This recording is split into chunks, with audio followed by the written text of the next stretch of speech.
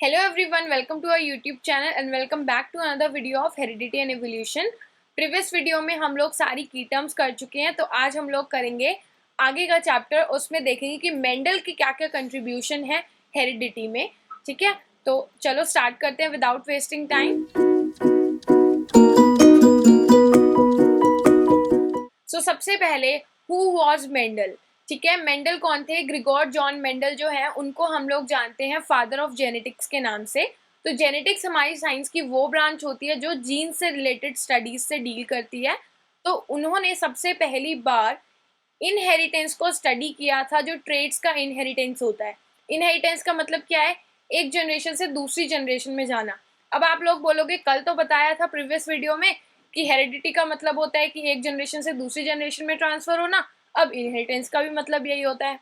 तो इनहेरिटेंस का मतलब होता है कोई भी चीज एक जनरेशन से दूसरी जनरेशन में ट्रांसफर होना। लेकिन अगर वो ट्रांसफर जीन्स का है तो उस इनहेरिटेंस का एक स्पेशल नाम हो जाता है हेरिडिटी। इनहेरिटेंस में हम लोग कुछ भी बोल सकते हैं। कोई प्रॉपर्टी एक जनरेशन से दूसरी जनरेशन में ट्रांसफर हो रही है, कोई हमारे जो एंसेस्टर्स है हमारे लिए प्रॉपर्टी और मनी अगर हमें वो देते हैं तो वो इनहेरिटेड हो गया। ठीक है, लेकिन अगर कोई ट्रेड, कोई कैरेक्टर जनरेशन से दूसरी जनरेशन में फ्लो कर रहा है तो उस इनहेरिटेंस के लिए एक स्पेशल नाम है, that is heredity. So that is the difference between heredity and inheritance. So don't get confused. Okay. तो मैंने बताया ग्रिगोर जॉन मेंडल जो थे वो फादर ऑफ जेनेटिक्स के नाम से जाने जाते हैं, और उन्होंने ही सबसे पहली बार ये स्टडी किया था कि एक जनरेशन से दूसरी जनरेशन में ट्रेड्स किस तरह से ट्रांसफर होते हैं और क्या उसका पैटर्न होता है। ठीक है, तो ऐसा करने के लिए जो साइंटिस्ट होते हैं वो बहुत डिफरेंट एक्सपेरिमेंट्स परफॉर्म करते हैं, और उसकी ऑब्जर्वेशंस एंड कंक्लूजन के थ्रू ही वो एक रिजल्ट हमें बताते हैं कि ये चीज़ ऐसे हुई थी। तो उन्होंने अपने एक्सपेरिमेंट्स को कंडक्ट करने के लिए एक प्लांट चुना जिसका नाम था गार्डन पी प्लांट। मतलब उन्होंने पी प्लांट के ऊपर अपने एक्सपेरिमेंट्स को किया। तो अब क्वेश्चन ये आता है कि क्यों पी प्लांट को ही उन्होंने क्यों चूज किया? बहुत सारे प्लांट्स होते हैं, बहुत सारे एनिमल्स ऑर्गेनिजम्स भी हो सकते हैं, तो उन्होंने पी प्लांट को ही चूज क्यों किया? तो अब हम देखते हैं कि क्या क्या ऐसे रीजंस थे जिनकी वजह से उन्होंने पी प्लांट को चूज किया। So first one is easy to grow in garden. तो गार्डन पी प्लांट उसको हम इसीलिए बोल रहे हैं, उसके लिए हमें ऐसा नहीं है कि बहुत बड़ा सा फील्ड या अलग से लैंड कल्टीवेट करना पड़ेगा पूरा। हम उसको इजीली किसी भी गार्डन में या बहुत लो मेंटेनेंस के साथ उसको हम ग्रो कर सकते हैं, पहला रीजन। दूसरा, easy to obtain pure breed plant through self pollination. अगर आप लोगों ने पॉलिनेशन पढ़ा है तो पॉलिनेशन में दो तरह के होते हैं हमारे पास, self pollination and cross pollination. Self मतलब जो एक ही प्लांट के अंदर होता है, जिसके एक ही प्लांट के अंदर मेल और फीमेल प्लांट दोनों होते हैं, और सेम प्लांट के अंदर अगर पॉलिनेशन है तो वो सेल्फ पॉलिनेशन होता है। तो अगर सेल्फ पॉलिनेशन होगा तो सेम ब्रीड, हमें प्योर ब्रीड मिलेगी, उसमें कोई भी मिक्स्ड जीन्स नहीं होंगे, कोई भी वेरिएशन नहीं होगी, एग्जैक्ट कॉपी मिलेगी, प्योर ब्रीड हमें मिलती है। ठीक है। Third one is the generation time of P plant is less. तो जनरेशन टाइम जो होता है वो लेस होता है, मतलब कि ये कम समय में ज़्यादा प्लांट्स प्रोड्यूस कर सकते हैं, जल्दी रिप्रोड्यूस करते हैं, तो हम कम समय में ज़्यादा जनरेशन्स को स्टडी कर पाएंगे। अगर मान लो कि एक प्लांट प्रोड्यूस करने में 9 मंथ्स 10 मंथ्स लग रहे हैं तो कितना लंबा टाइम लग जाएगा। तो अगर ये शॉर्ट टर्म में ज़्यादा जल्दी रिप्रोड्यूस हो रहे हैं तो हम कम टाइम में ज़्यादा जनरेशन्स को स्टडी कर सकते हैं। So that is the advantage. Flowers are bisexual, जैसा भी मैंने बताया कि सेल्फ पॉलिनेशन कर सकते हैं। सो सेल्फ पॉलिनेशन का मतलब बाइसेक्सुअल प्लांट्स हैं जिसमें मेल और फीमेल दोनों पार्ट्स ही प्रेजेंट होते हैं। They have excellent disease resistant. तो हम लोगों को पता है जैसे हम लोगों में डिजीज हो जाते हैं वैसे ही प्लांट्स में भी डिजीज हो जाते हैं। तो ये जो पी प्लांट होते हैं बहुत ज़्यादा डिजीज रेजिस्टेंट होते हैं, मतलब जल्दी से उनको कोई डिजीज नहीं होता, तो वो हमारे लिए अच्छी बात है, लो मेंटेनेंस लगेगी हमें। तो that these were the reasons जिसकी वजह से मेंडल ने पी प्लांट को चूज किया। क्या क्या रीजंस थे? Easy to grow, easy to maintain, they can self pollinate themselves. ठीक है, lifespan is very short and they are disease resistant. So these were the some of the reasons why Mendel chose pea plant. Okay, अब देखो, अब एक और चीज मैंने पिछली वीडियो में बताया था, कॉन्ट्रास्टिंग कैरेक्टर्स। कॉन्ट्रास्टिंग मतलब अ पेयर ऑफ कैरेक्टर जिसमें दोनों अलग अलग हो, जैसे एक ब्लैक है तो एक वाइट हो, एक टॉल है तो एक ड्वार्फ हो। तो यहाँ पर हमें कंट्रास्टिंग कैरेक्टर्स भी काफ़ी सारे मिलते हैं, तो ये भी एक रीज़न था कि मेंडल ने उसको सेलेक्ट किया। तो पहला जो रीज़न था दैट वाज सीड शेप। अगर हम इसमें देखें तो हमें सीड शेप दो तरह की मिल सकती हैं, एक होती है राउंड और दूसरी होती है रिंकल्ड, ये कंट्रास्टिंग ट्रेट हो गया।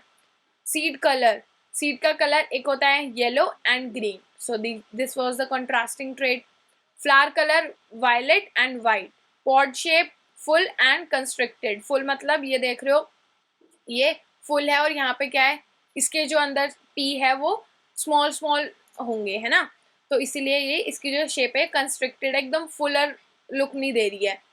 उसके बाद है pod colour that is green and yellow. Flower position axile, axile का मतलब बीच में एक्सिस पे और टर्मिनल मीन्स टिप पर। देन स्टेम हाइट, स्टेम की हाइट मैंने कल बताया था, ये टॉल और ड्वार्फ के बारे में बात हुई थी, आई मीन प्रीवियस वीडियो में, तो टॉल एंड ड्वार्फ, ठीक है। तो यहाँ पर टॉल और ड्वार्फ को पहले याद रखना है, दैट इज द हाइट। तो यहाँ पर ट्रेट क्या हो गया, हाइट, स्टेम हाइट, ओके। सो अब आगे चलते हैं मेन चीज पे। अब यहाँ पर भी किसी भी चीज को स्टडी करने से पहले हमारे पास होती हैं की टर्म्स जो कि आगे यूज होंगी।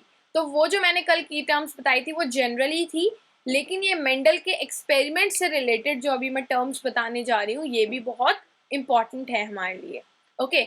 सो सबसे पहले होता है पेरेंटल जनरेशन।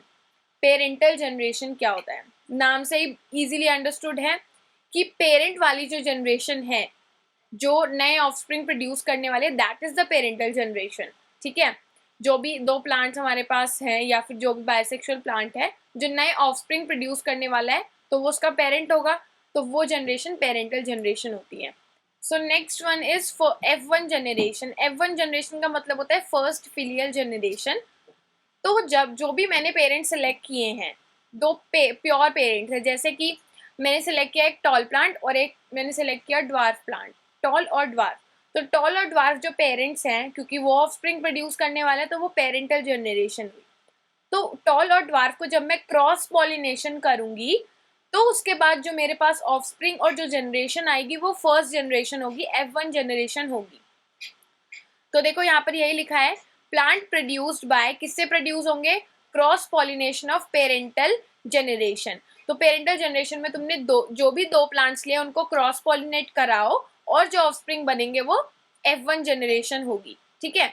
अब हम बात करते हैं F2 जनरेशन की। F2 जनरेशन क्या होता है, तो F2 जनरेशन का मतलब F1 जनरेशन में मान लो कि मुझे 4 ऑफस्प्रिंग मिले हैं, उन 4 ऑफस्प्रिंग को मैं सेल्फ पॉलिनेशन करा दूं, आपस में उनको पॉलिनेट करा दूं, ठीक है, तो उससे जो मेरे को मिलेंगे वो क्या होंगे, हमारे सेकेंड जनरेशन होगी, ठीक है।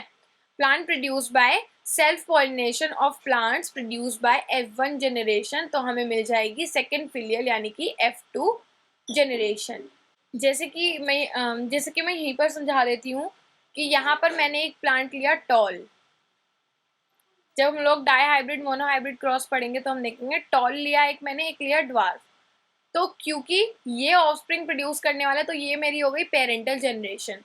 इससे मान लो मेरे को 4 प्लांट्स प्रोड्यूस हुए, चारों के चारों कैसे हैं, टॉल है मान लो, ठीक है, 4 या 5 जितने भी हैं, इनको मैंने कराया सेल्फ पॉलिनेट। तो मेरे को यहाँ पर ये जनरेशन जो मिली ये क्या थी, फर्स्ट जनरेशन। इनको जब मैं क्रॉस सेल्फ पॉलिनेट कराऊंगी तब जो जनरेशन मेरे को मिलेगी वो होगी सेकेंड जनरेशन यानी कि F2 generation, okay okay. Let's move further.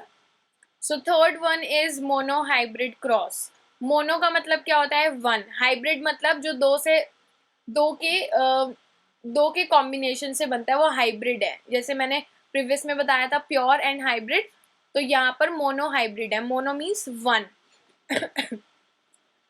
तो एक ऐसा एक्सपेरिमेंट, तो मेंडल ने दो क्रॉस दिए थे, एक होता है मोनो हाइब्रिड क्रॉस और दूसरा होता है डाई हाइब्रिड।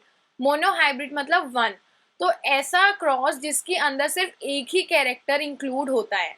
जैसे मैंने सिर्फ हाइट का कैरेक्टर इंक्लूड किया कि एक टॉल ले लिया एक ड्वार्फ ले लिया, इसी कैरेक्टर के बेसिस पे हम एक्सपेरिमेंट आगे टेस्ट करने वाले हैं कि क्या हमें मिलेगा, और बाकी के कैरेक्टर्स हम कंसिडर नहीं करेंगे। तो ऐसा experiment that deals with one character is called mono hybrid cross.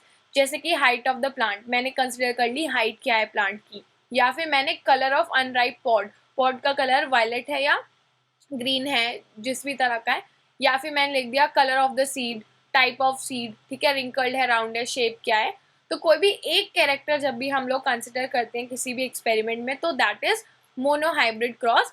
तो यहाँ पर हम लोग जो कंसिडर करने वाले हैं that is height of plants, ठीक है।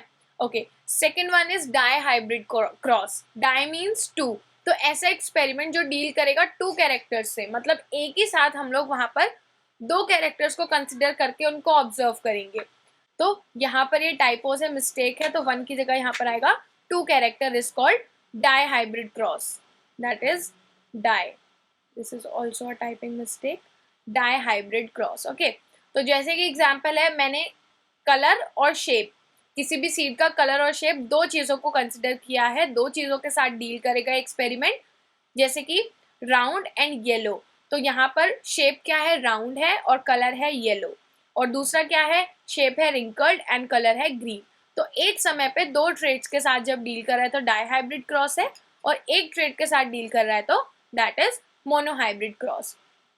तो आज हम लोगों को पता चल गया कि मेंडल ने क्या कंट्रीब्यूशन दिया था। Mendel was the first one to contribute in the inheritance of traits. उन्होंने ही सबसे पहले बताया था, अगर वो नहीं बताते तो अब तक शायद हमें नहीं पता होता। That is why he is known as the father of genetics. और उसके बाद हमने पढ़ा कि उन्होंने पी प्लांट को क्यों सेलेक्ट किया, because that is easy to grow, easy to maintain, short life span, it can be self pollinated easily. So these were the advantages, ठीक है। उसके बाद हम लोगों ने पढ़ा कि इसके की टर्म्स क्या क्या है, F1 generation, parental generation, F2 generation, monohybrid cross and dihybrid cross.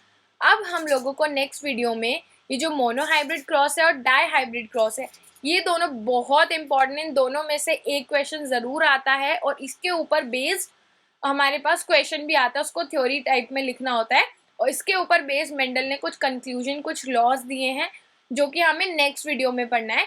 तो नेक्स्ट वीडियो में हम लोग पढ़ेंगे monohybrid cross and dihybrid cross. तो आई होप आपके लिए कुछ की टर्म्स, छोटी छोटी इन्फॉर्मेशन यूजफुल रही होगी, जो कि आगे बहुत काम आएगी। अगर आपको ये वीडियो हेल्पफुल लगी है, कुछ समझ में आया, तो आप इस वीडियो को लाइक करें और अपने फ्रेंड्स के साथ शेयर करें, ताकि उनको भी कुछ हेल्प मिले इस वीडियो से। और अगर आपको इसी सीरीज़ की और वीडियोस देखनी है तो आप चैनल को सब्सक्राइब भी कर सकते हैं, बेल आइकन हिट कर सकते हैं। So I will see you in the next video. Thank you for watching.